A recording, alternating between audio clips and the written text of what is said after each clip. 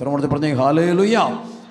അഭിഷേകങ്ങൾ കിട്ടണമെങ്കിൽ ശിശുക്കളെ പോലാകണം, നിഷ്കളങ്കരാകണം. ഉള്ളിൽ കള്ളത്തരമൊന്നും, അഹങ്കാരം പാടില്ല. അഹങ്കാരമൊക്കെ ഇരിപ്പുണ്ടെങ്കിൽ ഒരിക്കലും ആ വ്യക്തിയിലേക്ക് അഭിഷേകം, പരിശുദ്ധാത്മ ചൈതന്യത്തിന് ഇറങ്ങി വന്ന് പ്രവർത്തിക്കുവാനായിട്ട് പറ്റത്തില്ല. സ്വരമൂർത്തി പറഞ്ഞേ ഹല്ലേലൂയ.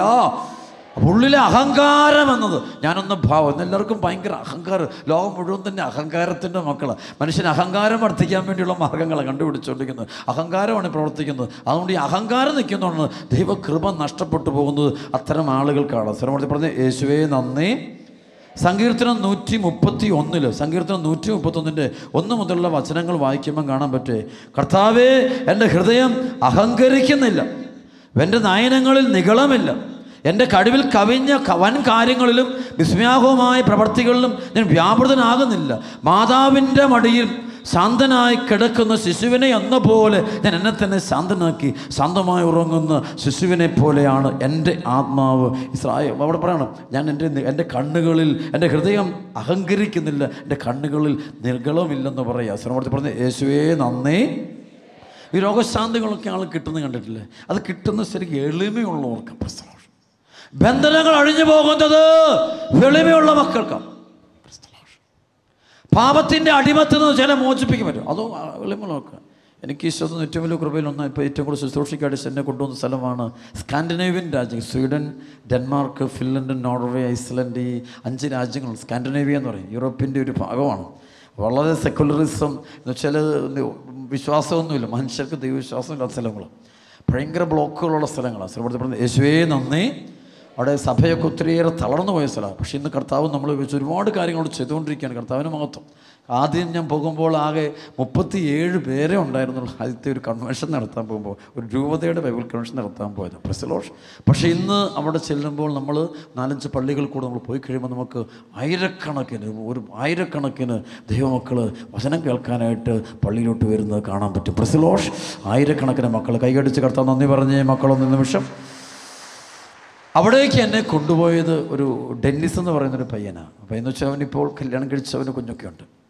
അപ്പോൾ അവന് ശരിക്കും പൂന ബേസ്ഡാണ് ഇവൻ. അപ്പോൾ ഇവൻ എൻ്റെ അടുത്ത് ശരിക്കും ഇവന് 3-4 ഡോക്ടറേറ്റുള്ള പയ്യനാണ്. അവനോടൊപ്പം പഠിച്ചവൻ മിടുക്കനെടുത്തണം. ഇന്നവന് സ്വീഡിഷ് കമ്പനിയുടെ തന്നെ, സ്വീഡിഷിലുള്ള ഒരു കമ്പനിയുടെ ഓൾ വേൾഡിൻ്റെ തന്നെ ഒരു ഹെഡായിട്ടാണ് വർക്ക് ചെയ്യുന്നത്. ഭയങ്കര മിടുക്കനൊരു പയ്യനാണ്. അപ്പോൾ ഇവൻ്റെ ശരിക്കും മലയാളിയാണ്. പക്ഷേ വർഷങ്ങളായിട്ട് അവന് ഈ നോർത്ത് ഇന്ത്യയിലാണ് അവൻ്റെ പേരൻസ് എല്ലാം താമസിച്ചത്. അപ്പോൾ അതുകൊണ്ട് അവിടെയാണ് അവൻ താമസിച്ച് വളർന്നു നോക്കി. അപ്പോൾ മലയാളം വായിക്കാനൊന്നും അറിഞ്ഞിട്ട്, മലയാളം പറയാനറിയാം, വായിക്കാനോ അക്ഷരങ്ങളൊന്നും അവൻ അറിയത്തില്ല. സുരവർത്തി പറഞ്ഞേ ഹല്ലേലൂയ.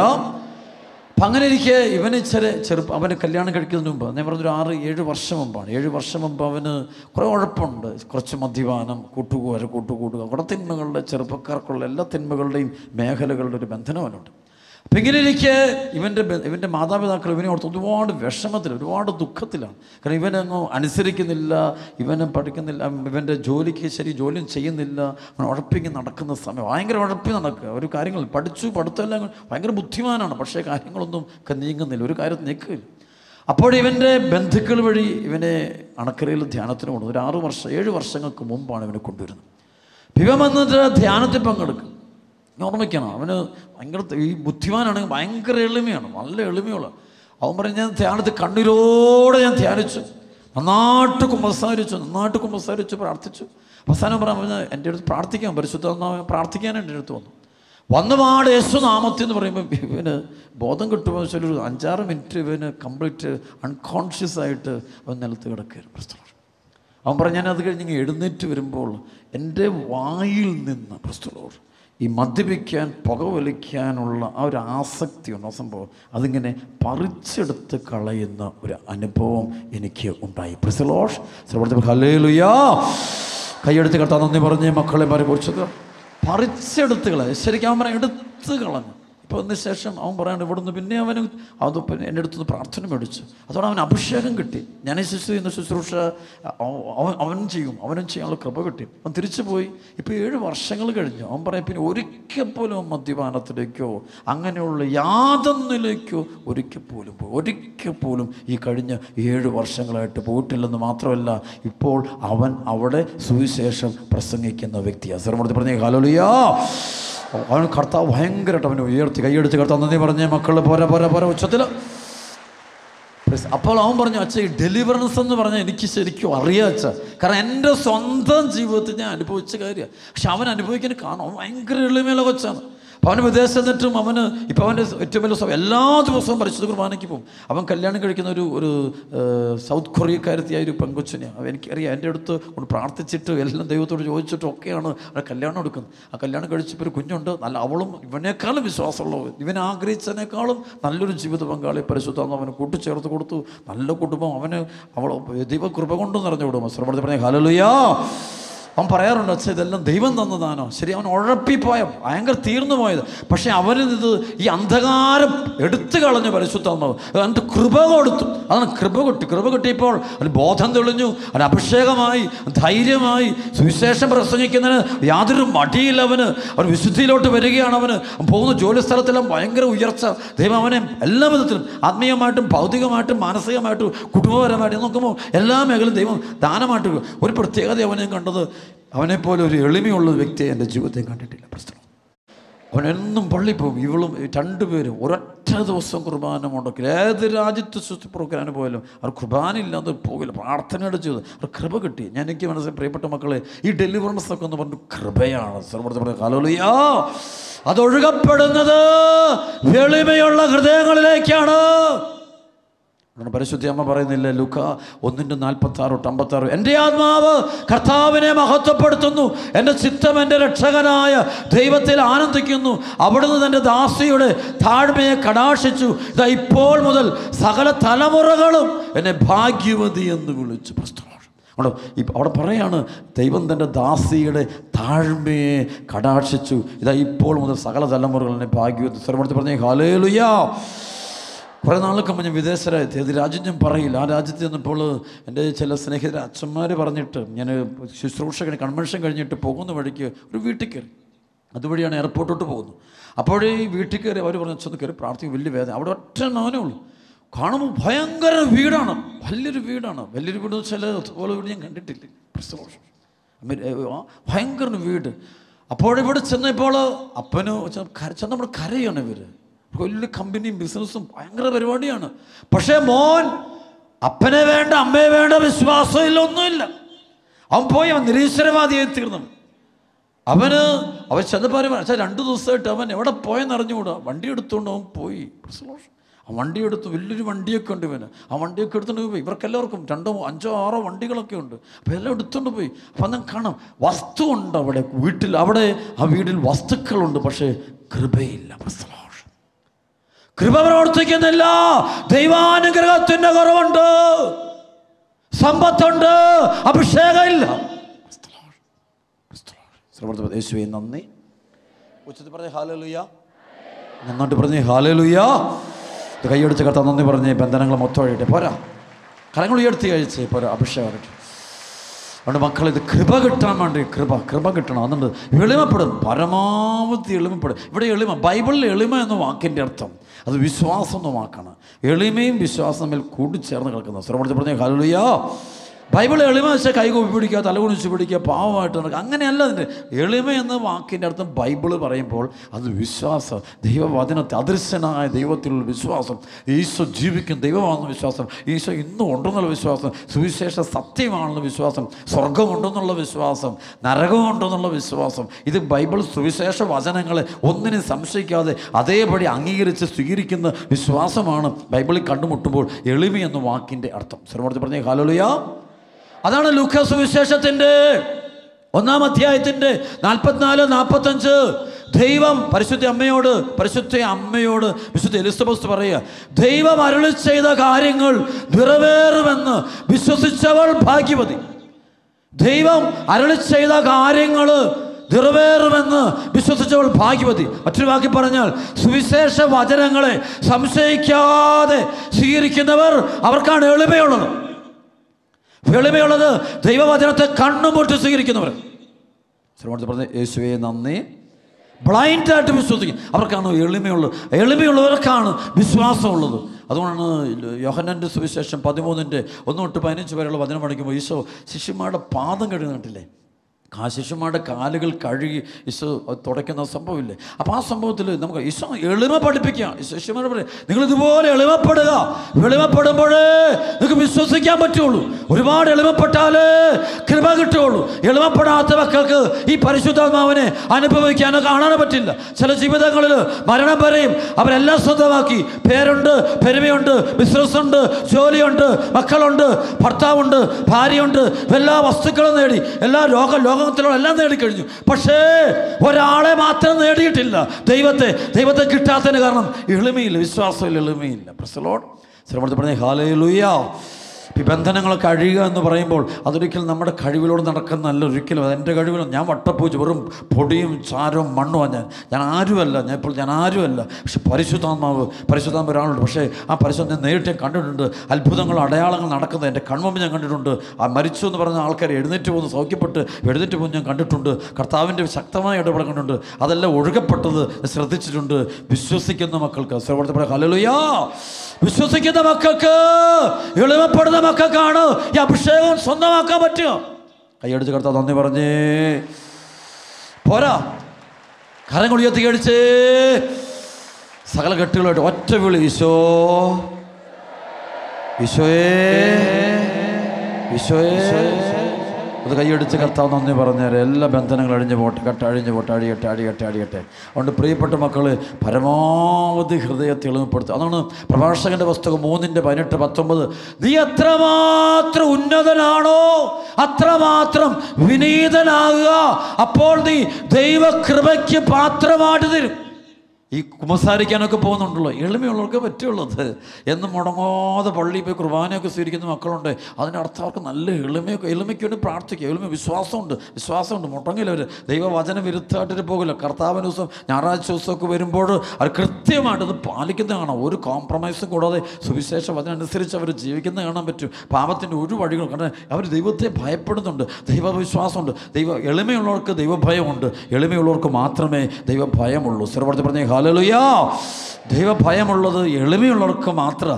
എളിമയുള്ളവർക്കാണ് അത് അനുസരിക്കാൻ പറ്റുള്ളൂ. എളിമയില്ലാത്തവർക്ക് ആർക്കും അനുസരിക്കാൻ പറ്റത്തില്ല. കൈയടിച്ച് കർത്താവ് നന്ദി പറഞ്ഞേ മക്കൾ. പോരാ ഉച്ചത്തിൽ എഫേസ്യൂസ് ലേഖനത്തിൻ്റെ 2:5. എഫേസ്യൂസ് ലേഖനത്തിൻ്റെ 2:1 മുതലുള്ള വചനം വായിക്കുക. അപരാധങ്ങളും പാപങ്ങളും മൂലം ഒരിക്കൽ നിങ്ങൾ മൃതരായിരുന്നു.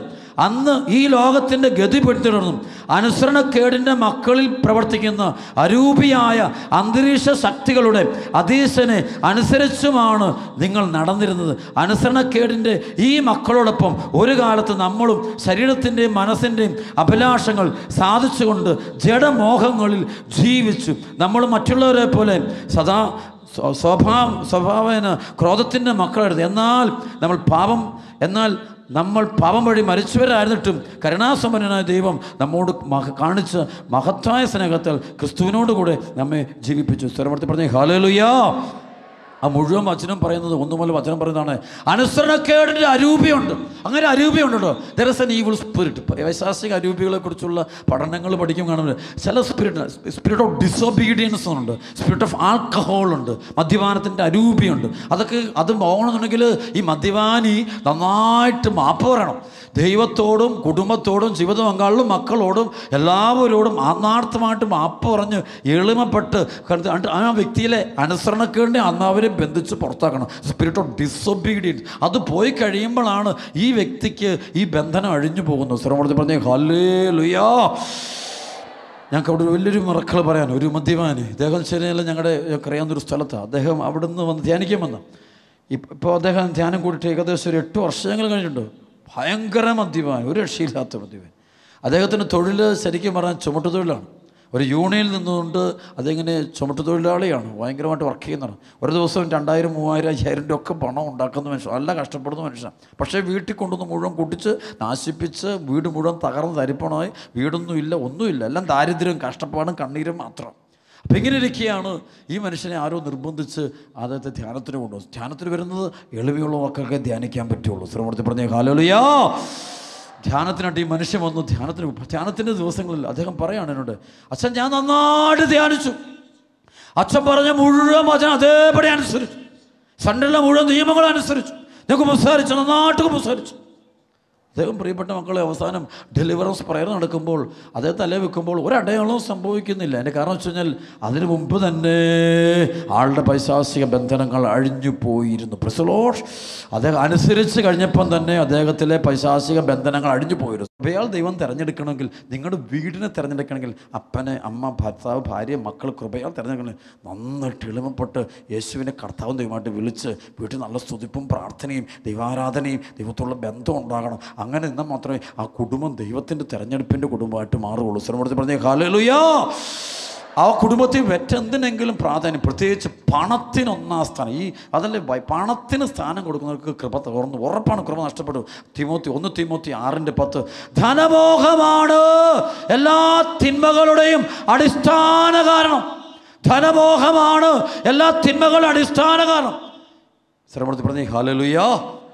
ലൂക്കാസ് സുവിശേഷം 21:34 സുഖലോലുപത, മദ്യാസക്തി, ജീവിത വ്യഗ്രത എന്നിവയാൽ നിങ്ങളുടെ മനസ്സ് ദുർബലമാകുകയും ആ ദിവസം ഒരു കെണി പോലെ നിങ്ങളുടെ മേൽ നിപതിക്കുക ചെയ്യാതിരിക്കാൻ സൂക്ഷിക്കുകയും. എന്നാൽ ഭൂമുഖത്തിൽ എല്ലാവരുടെ മേലും അത് പതിക്കപ്പെടും. ഞാൻ കഴിഞ്ഞ ആളെ നോക്കിയേ, എനിക്കറിയാവുന്നൊരു ഫാമിലി, വിദേശത്തുള്ളൊരു ഫാമിലിയാണ്, എനിക്കൊത്തിരി സ്നേഹമുള്ളൊരു ഫാമിലിയാണ്. അവർ കൃപയാൽ തിരഞ്ഞെടുക്കൊണ്ട്, അവിടുത്തെ അപ്പന് ആള് ഡോക്ടറാണ്. ഈ ക്ലാസ് കേട്ടുകൊണ്ട് അവർ ഇരിപ്പുണ്ട് എനിക്ക് നല്ല ഉറപ്പാണ്. പ്രൈസ്. അമ്മയും ഡോക്ടറാണ്, അവർക്ക് മക്കളും ഉണ്ട്, നല്ല ഗ്രേസിൽ കുടുംബമാണ്. പക്ഷേ ഈ മനുഷ്യൻ ഇത്രയും വർഷം അവിടെ ജീവിച്ചിട്ട് എനിക്കൊന്ന് 10-15 വർഷങ്ങൾ കഴിഞ്ഞു, 10-15 അല്ലത് കഴിഞ്ഞു. ഒരിക്കൽ പോലും മദ്യപാനോ ദുശീലങ്ങളൊന്നുമില്ല. ഈ നാളുകൾ ആ മകന് ഒരു മാരകമായ രോഗം പിടിപെട്ടു. പ്രൈസ്. ഡോക്ടറെ ആൾക്ക് തൊണ്ടയ്ക്ക് ക്യാൻസർ വന്ന് സീരിയസ് ആയിപ്പോയി. അപ്പോൾ അവിടെ ചികിത്സിച്ചിട്ട് ശരിയായില്ല. പെട്ടെന്ന് എന്നെ വിളിച്ചു, അച്ഛാ എനിക്കൊരു സീറ്റ് തരണം, എനിക്ക് ധ്യാനിക്കണം. പ്രശ്നം. അപ്പോൾ ഞാൻ പോരാൻ പറഞ്ഞു.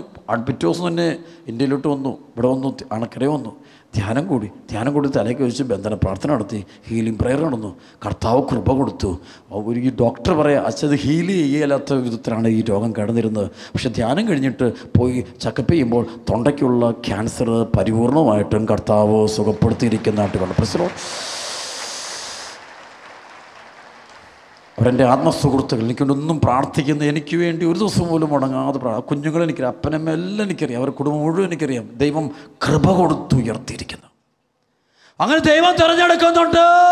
ലോകരാജ്യങ്ങളെ കാണാൻ പറ്റും, അവിടെ കൃപയാൽ തിരഞ്ഞെടുക്കപ്പെടുന്ന ആൾക്കാർ. അപ്പോൾ ഇവിടെ എല്ലാം ഉണ്ട്, നമുക്കെല്ലാം ഉണ്ട്. കൃപ കൊണ്ട് അതിൻ്റെ ആ കുടുംബങ്ങൾ ചിലമറിയാം, അവർക്ക് വചനത്തോട് ഭയങ്കര ബന്ധം, അവർക്ക് പ്രാർത്ഥനയുണ്ട്. ആ വീട്ടിൽ കയറ്റി വേണ്ടാത്ത പരിപാടികൾ നടത്തിയാൽ അവർ മന്ത്രവാദിയുടെയോ കൂടോത്രവാദിയുടെയോ വീട്ടിൽ പോകുകയല്ല, വിശ്വാസവിരുദ്ധമായ വഴികളിൽ പോകുകയല്ല, സത്യവിശ്വാസവിരുദ്ധമായ ഒരു ബന്ധങ്ങൾ സൂക്ഷിക്കത്തില്ല അവർ. യേശുവിനെ കർത്താവും ദൈവവുമായിട്ട് രാമം പകലവർ ഏറ്റുപറയവര്. അപ്പോൾ കൃപ ഓട്ടോമാറ്റിക്കലായിട്ട് പ്രവർത്തിക്കും.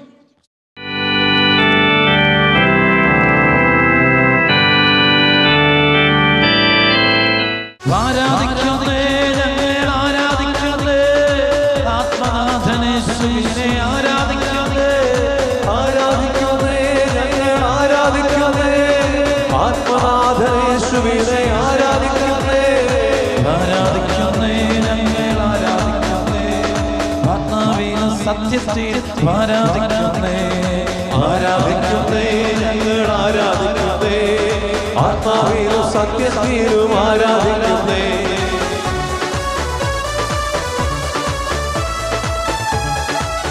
രണ്ട് കരമത്തിൽ ഈശോയെ